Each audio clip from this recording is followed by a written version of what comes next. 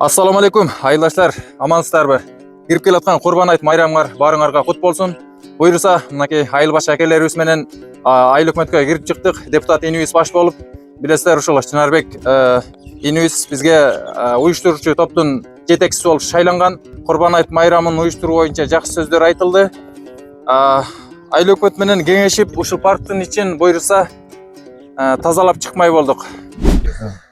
Ассаламу алейкум, айылдаштар, жердештер. Кудай кааласа алдыда келаткан Курбан айт баарыңарга куттуу болсун. Курбан айт майрамыбызды жакшы, мыкты деңгээлде ынтымактуу болуп өткүзүп алышты баарыбызга насип кылсын.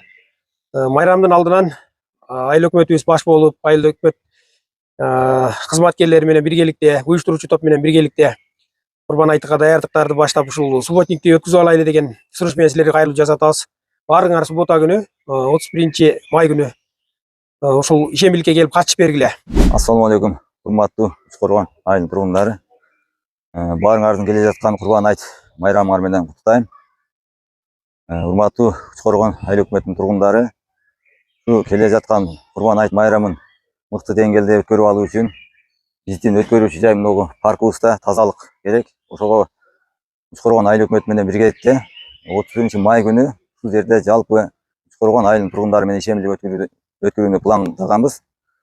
Ошого Курбан айыл өкмөтүнүн тургундары келип ушул жерге катышып берсеңер. Курбан ак ниет муниципалдык ишканасынын тазалык бөлүмүндө ушул жерде болот.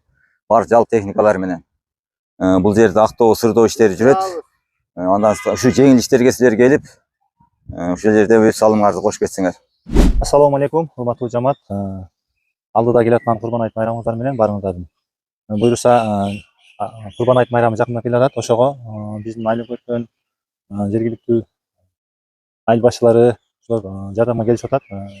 Ошон үчүн биз дагы мынага уюштуруу тобу поколениялар келип колго алышып жардам кылып койсок жакшы болот.